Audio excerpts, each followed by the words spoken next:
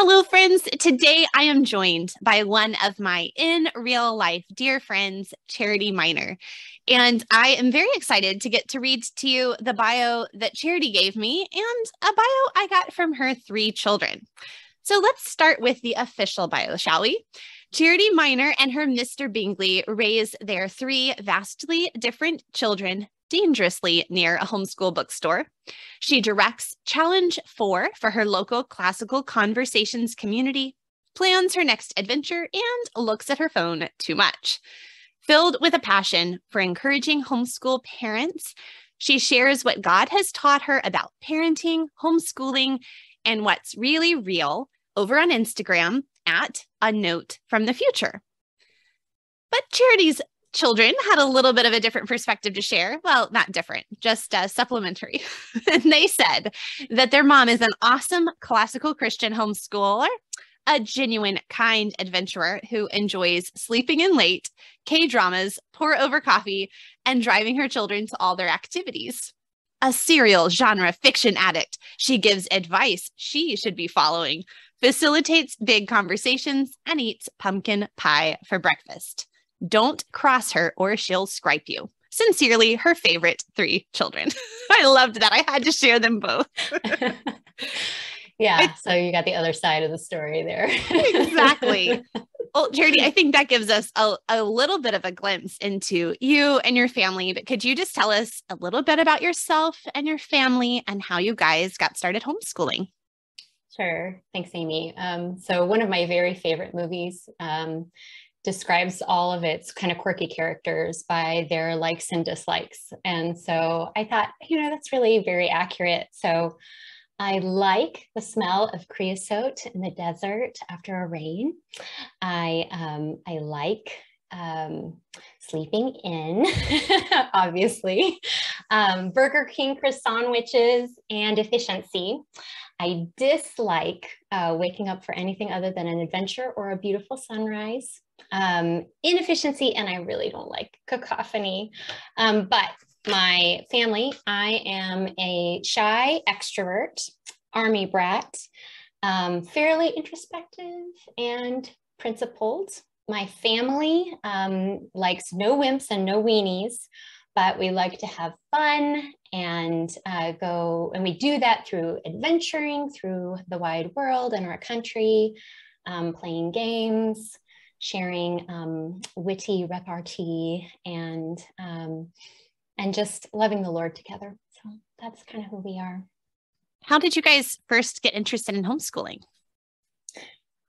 Well, we started with the product. So my husband and I were both planners. We're both firstborn. We kind of like to know what our 5-year, 1-year, 10-year, 20-year, we could have planned our entire lives, except for we know that God is sovereign over everything. So, so you have to know that first. We joined a church when we were not even married yet. We were fianced, and we met all of these wonderful teenagers, and they would talk to us like we were their peers. They could play with smaller people and respected them as humans. And we just went to their families, to their parents, and said, what do you do? Because, we don't have children yet. We're not even married yet. But what do you do with them? And they said, well, we raise them in the fear and nurture, the admonition of the Lord. And we pray so hard. And we're like, check, check. We were planning on doing that anyway. And they said, and we homeschool. And we said, oh, that sounds good. I mean, I'm from a long line of teachers, but my mom had planned to homeschool us anyway. So that was kind of built into, like, that was an okay thing. And so we thought about it and prayed about it, and time passed. And we decided that should the Lord bless us with children, that we would want to homeschool them. And I even got my degree in elementary education to kind of help that along, because that's really what we had planned on doing. And then the Lord blessed us with children, and I graduated 6 months pregnant. And, that's how we started. We started with the end in mind. And so during that time, Susan Weisbauer's book just kind of jumped out at me from like a library bookshelf. And I was reading about it. And at the time I was learning about how we learn, how we acquire language. And it made so much sense. And so I was taking this to one of those moms of those fabulous teenagers. And I said, I just read this book. It's really awesome. And, I don't know if you've ever heard of it. It's called The Well-Trained Mind. And she said, she laughed at me. She's like, you mean that thing that's there on my shelf? Like, oh, you know more about this than I do. Oh, that makes sense. And so just going from there, I don't know how much history you want. That's how we decided to homeschool, is really with the end of mind. I love that. I love how you guys were these cute little engaged couple and you're like, let's plan out our children's education. It's all going to go exactly like we planned. Exactly. So I guess my next question would be sort of, okay, so I know so many of the things you were just saying, I know, having known you and your children obviously are playing out now, but I also know that the Lord humbles us and teaches us, and we have real children in front of us as opposed to the imaginary children in our head. So how has your approach to home education grown and changed over the years since? So, Amy, it's so funny. So many homeschoolers have all this anxiety about, am I doing the right thing? And because I started with that end in mind, and two completely different families, let's just be very clear, like our mentors that we were looking at, they were very dissimilar. And so we knew that as long as we had our principles and our goals in mind, and these are children that God has given us, right? And we have no control over that. That we were pretty sure everything was going to turn out okay. So just keep that. That was our top line. No worries. So we started doing Ambleside Online, and we called it couch school. This was before Morning Basket was really a thing, And so it was couch school. We piled on the couch and we read from Ambleside Online and from the suggestions that the Well-Trained Mind had. And we really loved that. And then CC came along, and that made a lot of sense. So, the things that changed was really, I didn't expect to do classical conversations for as long as we have. I really loved what we were doing. I loved couch school. So classical conversations was the big surprise for me. And I'm so thankful. I look at what we might have done otherwise. And I'm really thankful that God kind of dragged me into CC. I wasn't like, oh, this sounds so much better. I was like, oh, I'll do this for a year. And then, not. And then we really, really just planned to do it for 1 year. And then in the course of God's plan, we were moving from that community and moving to a place where there was not ACC. And I was like, great, that's fine. We've only done it for 1 year. That was really just for fun, because we're social people and we like to go be somewhere once per week. And but what our real school was what we were doing in couch school and table school and things like that. And I was looking forward to getting back to that. But the women at CC said, we'll pray for you. We'll pray that a community starts where you are moving to in the Delta of Louisiana. And I said, ha ha ha, please don't. Because I don't, need this. And sure enough, I call at, we arrived boots on the ground in Monroe, Louisiana. And our pastor's wife said, so, I know a lot of people who are really interested in starting CC, but they've never really seen it done. And you have. Here's their numbers. And they called me like a week later. And so I had arrived. I was not there for 2 weeks, and I already was going to tutor for a new community. That was really not my plan. But I'm really so thankful that that CC has been there to hold my hand. I mean, truly.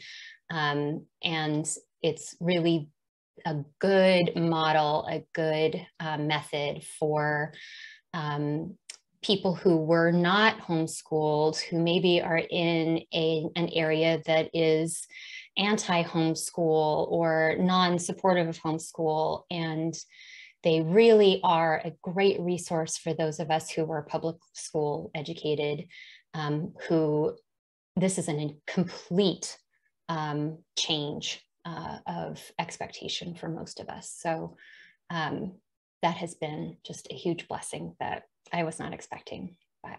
So that first year when you started, what were the ages or grades of your kids? And then what ages and grades are they now? Yeah. Oh, I haven't even introduced my children. So there's Lucy. So Lucy right now is 17. She's a senior in high school. Josh is 15. He is a sophomore in high school. Ben is in 8th grade and he is 14. At the time, Lucy was 6, Josh was 4, and Ben was, I think, 1.5, something like that. So we have been doing classical conversations since 2011, and really haven't really looked back much. I mean, past those first 2-3 years. Well, that was one of the reasons I'm excited to get to chat with you today, because I don't know very many people who have done CC essentially all the way through that whole. So I think your perspective is going to be good. But before we get to some of the questions related to that, I just thought, kind of throwing out, what have been some of your favorite parts of homeschooling in general? Oh, definitely couch school. I still do love, except for they don't do it as much and they don't fit on my lap as easily. Piling up on the couch, reading books together, discussing things. You had Marty. I'm going to say his name wrong because I said it wrong for too many years. Marty Machowski. Is that right, Amy? Yeah. Okay. I think it's Machowski. It's Machowski. I know. Yeah. We had a disagreement about it. So no, it's Machowski. I swear. But just discussing how all of God's word is pointing to Jesus. Just so many hours steeping ourselves in great words, wonderful ideas. Some of my favorite, I'm not going to speak for my children, they would have completely different things to say, obviously. But when we would take a difficult character in history and read as many books as we could get our hands on about that person, and see them more clearly for all of those different perspectives on that person. So like Napoleon, Catherine the Great, Saladin, all and more, Hannibal, and just see like, okay, this person thinks they're great, and this person thinks they're terrible, and this person, and just comparing what we thought might actually be true about that person. So those truly are my favorite times homeschooling.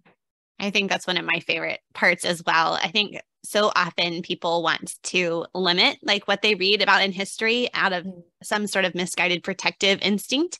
And I always just think the best answer to having a well-rounded approach to history is like, read more perspectives, open it up more, read more, because it gives you that humility to realize, kind of like the proverb where it says, what the man says sounds good until another comes and pleads his case. Like, it's that idea of like approaching with humility, listening to the author, but being willing to hear multiple perspectives. And I think we have a unique opportunity just out of time to do that as homeschoolers. So yeah, one of my favorite parts too.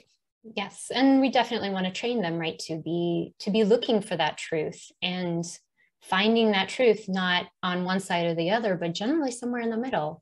I used to say, and I don't anymore, but I used to say, I listen to NPR and I read the Wall Street Journal and I figure the truth is somewhere in the middle. And the principle remains, even if I no longer listen to NPR, but, I maybe go New York Times or something like that. But I wanted my children to be able to ferret out the truth, no matter the source that they were reading or listening to, for them to have a more balanced outlook, and to really treasure a dissenting opinion. So Yeah, discernment and a love of truth are invaluable.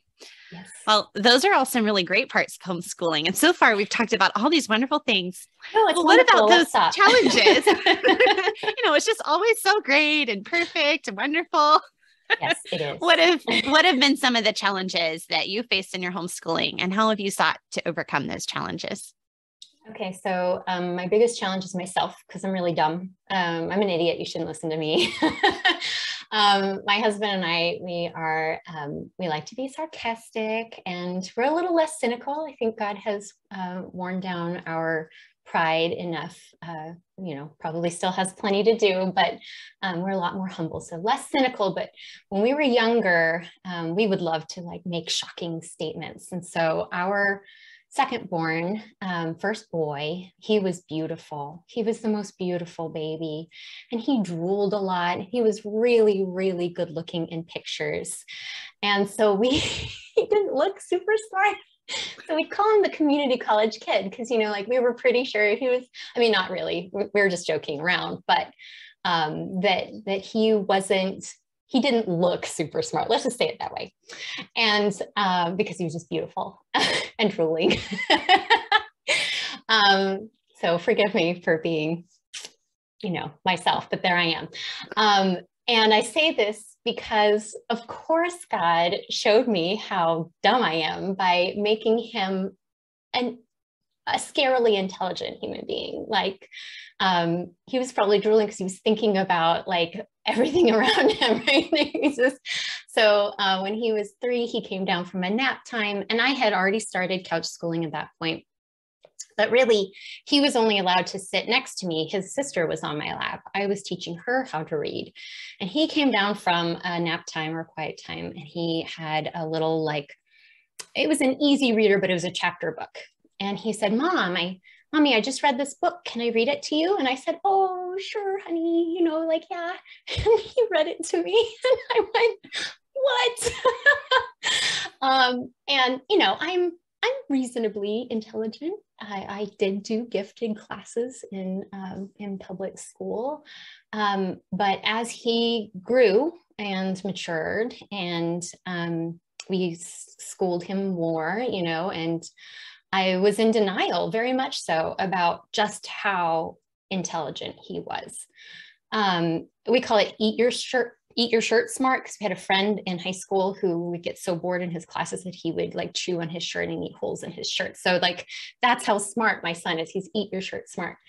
And as the picture of his mind continued to grow for us through Woodcock-Johnson tests and various other, in your face evidence, I was very scared. I did not know what I was going to do with this child. I had my degree in elementary education, so I had been exposed to special education, but he's like the special. He wasn't just, regular gifted. He was profoundly gifted. And there was some question of, is he on the spectrum? Because he had the overexcitability, he had the dysregulation of systems, and he had the social delay. He wasn't, not that he wasn't interested in people, but he was more interested in what was going on in his mind. And so, time is passing, and these things are occurring to me. And I finally had a friend lovingly and with much trepidation say, have you considered having him tested, for disabilities? And I said, I have, but this is making me think harder, and so I really had to dive into uncomfortable research and decide, is this worth going down that path? Is it worth finding a counselor or a testing service that we trust? And the more I read about PG, profoundly gifted, and also 2E, twice exceptional, and about autism, I really thought and sought out some advice from people who know us, know him. Is this something that I need to get extra help on? And and I came to the conclusion that if he was on the spectrum, he was high functioning. And so the things they would do for a high functioning kid are not vastly different than what we were already doing. And that there are enough markers of him being profoundly gifted that would resolve with maturity, that I decided that I would give it until his 7th grade year, and that we would work on coping skills. And we did coping classes with the local university, and we did a lot of discussing and a lot of prep, and we figured out his triggers and we talked about those. And that was a lot of concerted and concerned work for many years, with that trust that my research was leading me in the right direction. You know, the advice that I'd gotten was the correct advice. And fortunately, I'm so relieved when in 7th grade, he did show an interest in making friends and in being personable. And he's always loved people, which was one of those things that made me think that he wasn't really on the spectrum. He was just so focused on that stuff that was going on in his mind that he couldn't look outside it just yet. And now he does. And that was a challenge.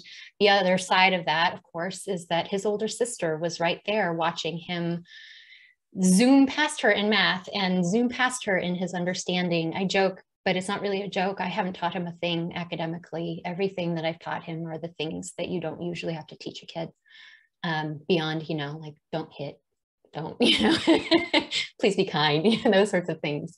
But it's almost like figuring out, the matrix of social interaction that's been a challenge for him. And so it's actually turned into a blessing for our family, because now we talk about the ways that each of my vastly different children are intelligent, right? There's not just academic and intelligence, quotient intelligence, right? There's social, emotional, what's that 4th one, Amy? Adversity. Adversity, that's the one. And so we've had to be really honest with them. Yeah, you know what? Your brother is better at math than you. I mean, he just is. That's an incontrovertible fact. But look at what you're good at. Look at what gifts God has given to you. And he is preparing you both for completely different things here in his kingdom. And so now, once one of them starts saying, oh, I'm just not good at that, the others immediately chime in, but look at this thing that you're good at. And so instead of instead of being something that is what's the word I'm looking for? Not subconsciously. Anyway, instead of being the thing that is a hindrance to them in their confidence, they can honestly and straightforwardly look at their faults, at their weaknesses, and say, yep, that's something I'm working on, but look, I'm good at this. Look, I'm made for this. And so that's great. I love that homeschooling has given you the ability in particular to know your children so deeply, just because you were there with them, not just in the social settings or in regular family settings, but also academic, being able to see the whole picture of who they are, both their strengths and weaknesses, and the unique ways that God has made them, has been a real gift. I can tell just in how you're describing it. Yeah. Yeah. It reminds me of Peter Pan, where Jan Berry says that the mother goes through her children's heads at night, and that way that we as homeschool moms who have been with them 24/7, 365, 18 years, we know where their thoughts have come from until they get to a certain age. And then you're like, wow, I don't you're know your where own that person. came from. Look at you go, and so now they're surprising me in tons of ways, but you're right. It's such a blessing to know them so well and to be able to be honest together. I'll just say here too, before I move on to ask you the next question, that if anyone is listening and I'm like, oh my goodness, that sounds familiar, or like my friend Gina talks with her daughter, she says it was like being stapled to a cheetah, homeschooling her when you have this gifted child, along with some of the challenges too. I have a whole series of interviews with some really amazing different women who come at it from different perspectives. So I will put those in the show notes. So if you have children with special needs or learning differences or twice exceptionalities, definitely check out some of those links I'll put in the show notes, because we're not alone. And sometimes just realizing like, oh, other kids are like this. Like, this is not just my kid, or I haven't done something wrong. Like that was a very helpful, encouraging thing for me to realize. That, yeah, I think just knowing we're not alone is such a gift. Yeah. Yeah, he's a racehorse. He's not a cheetah. He's my racehorse. Like we're a bunch of like farm horses here, and here's our big beautiful stallion. Okay, I don't know what to do. Well, kind of going along with this idea of like hearing stories from other people, realizing we're not alone, learning from those who have gone before us. You have a relatively new Instagram account, A Note from the Future. And you have expressed that your desire is to kind of be like the big sister homeschool mama. And I am really excited. I love that vision. And specifically, you've been sharing your experiences as a classical conversations mama there on your account, which everyone should go and follow you there. But could you just give us a little bit about your perspective on CC? You've talked about it a little, how you came to it, but if you think there are any misconceptions folks might have, and if there's been anything that has surprised you about classical conversations. So I would say that most misconceptions within classical conversations or about CC stem from like inherent issues within a local community. I've said that the strength of the curriculum really lies in your local community, and the local community can make or break that curriculum. There are, of course, biases involved in any curriculum. And so, but I feel like CC leaves it enough, in fact, entirely in the hands of the parent to use the curriculum how they see fit. It provides lots of training. I mean, I truly do think CC is best for people who have come from a traditional schooling environment who really need a handhold. And so they provide training, they provide community, a really excellent curriculum. The thing that is the strongest for me about classical conversations, and what really convinced me to continue past that 1 year, which, you know, it's funny because I tutored that first year. I was a foundations tutor for them, and I, you know, really got involved in the curriculum and the information, and like maybe studied way too much about Christopher Columbus that, you know, my 6-year-old definitely didn't need to know, you know, but I really wanted to do it well, you know, just thinking like a public school teacher. I had to know everything.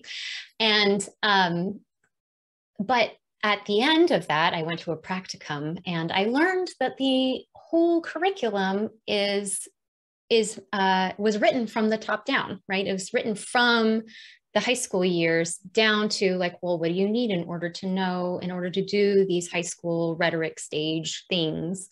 Well, you need to do this, this, and this. And in order to know those things, you need to memorize this, this, and this. And so the way that it is so thoughtful for getting to that end goal or temporary end goal, I'm not going to call that the end goal, but to graduate students who are have been classically educated, right? Like these are what needs to happen for people like us who are, you know, we call it redeeming our education. We continue to redeem our education because I can't think of how many papers I wrote that I completely disagreed with for teachers who wanted to hear their own perspective echoed back to them. And so that lives inside of me, and I need to get that out all the time. You know, so I need that consistent training and guiding and support. And both locally in my my local community that we've been a part of, with the exception of that 1 year for 12-ish years now, and also from the global community that CC provides. And I've learned a ton. And that is what has convinced me to continue to stay with CC. And I, unless I'm doing it by myself or I have a really awesome, just local co-op, I really can't think of a better way for people like me to do classical education well. So if you know of one, please let me know. But that's, I really feel like, despite its faults, CC is really on the balance a really great option for many people who need that consistent help, and I am one of them. So, well, I meet a lot of people who use CC with younger children, but I don't meet very many, except for you and some of our mutual friends who are also at your co-op, who have continued through those junior high and high school years. And I know that's something that you're particularly passionate about. So why do you believe it's valuable to stick with it all the way through? And what kind of fruits are you seeing on this end that make all those younger years more meaningful? Yeah, so let me back up a little to your previous point, or your previous question about starting my A Note from the Future. I started directing 4 years ago, and there was a particular day, my first year directing, and we had in every single strand, instead of subjects, we call them strands. In every strand, we had accessed our foundation's memory work for each one. And I was just thinking to myself, oh, if only I had known. Like, I trusted the method, I trusted the model, it looked good to me. But the difference between faith and sight, so to speak, is vast. And so I just said, oh, if only I had this knowledge, I would have been so much more encouraged. And so I thought, well, I can't go back to my previous self, but I can write a note from the future to other people who are coming up behind me doing the exact same thing that I did so faithfully for so many years. And I wrote my first, hi, it's me, Charity from the future, on the Classical Conversations Facebook group, and got lots of support, lots of, oh, I just really needed to hear this today. And so I just, continued to do that as the spirit struck me throughout the next couple of years. Fast forward to this year, and I have a lot of time on my hands that I wasn't expecting, because all of my children are still at home, but all of them are really directing their own education, so that I'm like, whoa, wait, let me check in on you. What are you doing? And that's it. Like, other than the odd question and, the need to be driven somewhere, I'm like, what am I supposed to do? And about that time, I was writing another note from the future to Facebook, the Facebook group again. And someone said, are you on Instagram? Can I follow you on Instagram? Because I would love to have these, just accessible in one place. And I said, no, I'm not. I'm an idiot. You don't want to listen to me. I can't do that. And I'm so not an influencer. I'm like not. But the idea of being a big sister, I think that that's something that is very indicative of my generation, is this, I'm not an expert. Don't look at me. That sounds too authoritative. But I can be a big sister. I can't be somebody's mentor. I can't be an influencer, but I can be a big sister, and I can boss you around sometimes and be wrong, and just honestly share what I have done and where I am now, and with zero authority, and so I see this need in, I'm just going to speak from my perspective, from Classical Conversations, that it is very, very easy to do the grammar stage and to do dialectic, you load all that grammar and then to do lots of projects with it, right?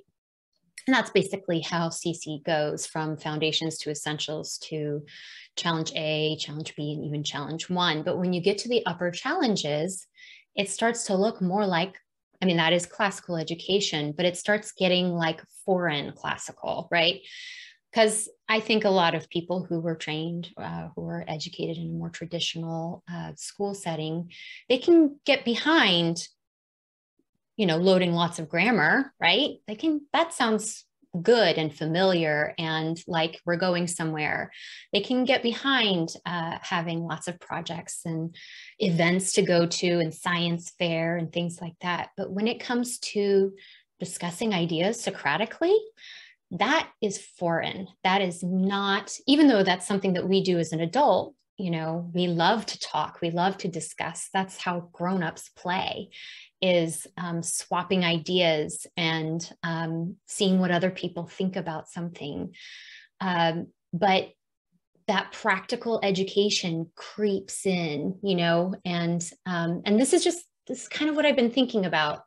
Why do, when they get to the teen years, why do a lot of people leave classical ed, classical conversations, homeschooling?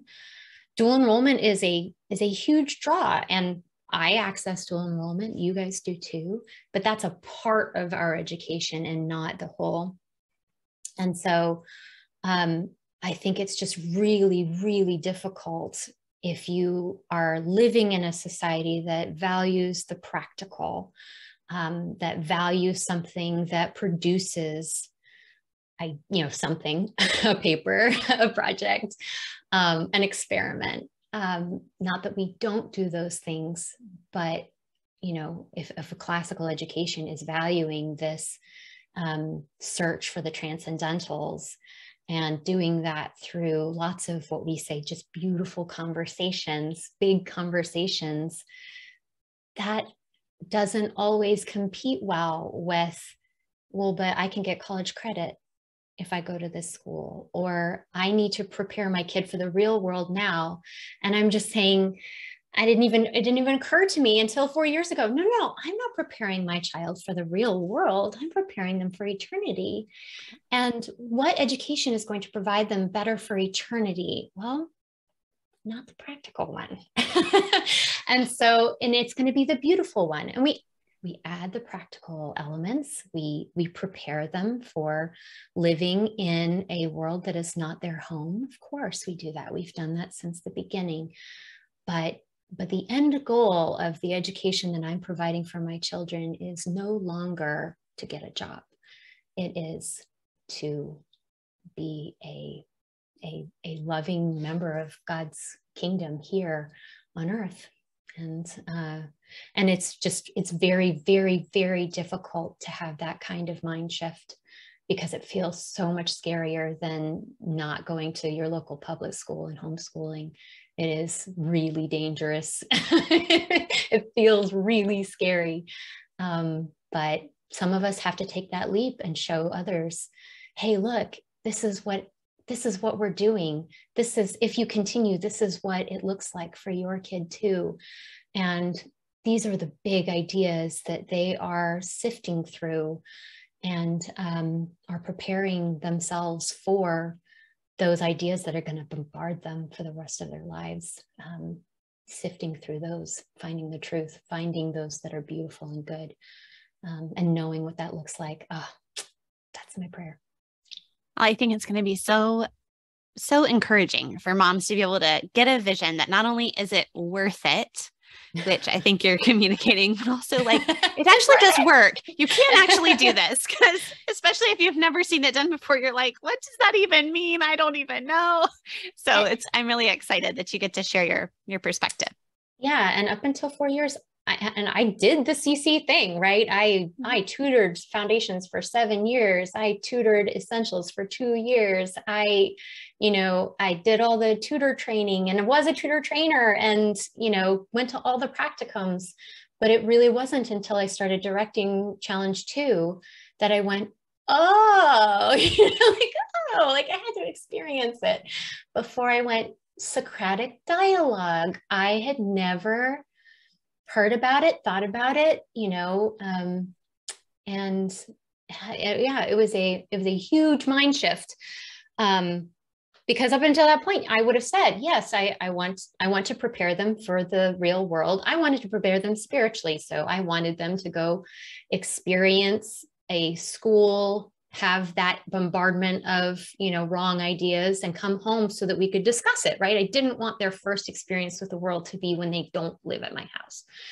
And so I was so confident that we were not homeschool through high school that I named our homeschool Minors Teaching Minors. It's the worst name ever. Like, that's going to go on our transcripts. And I'm like again, for those who don't know, in North Carolina, when you register your homeschool, you pick the school name that will last until your homeschool ends. No matter how many children you have, you cannot change it. So choose wisely.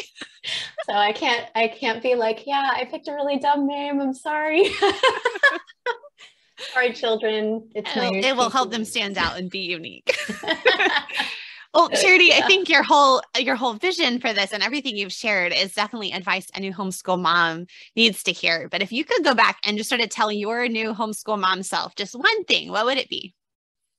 Okay, well, I already am.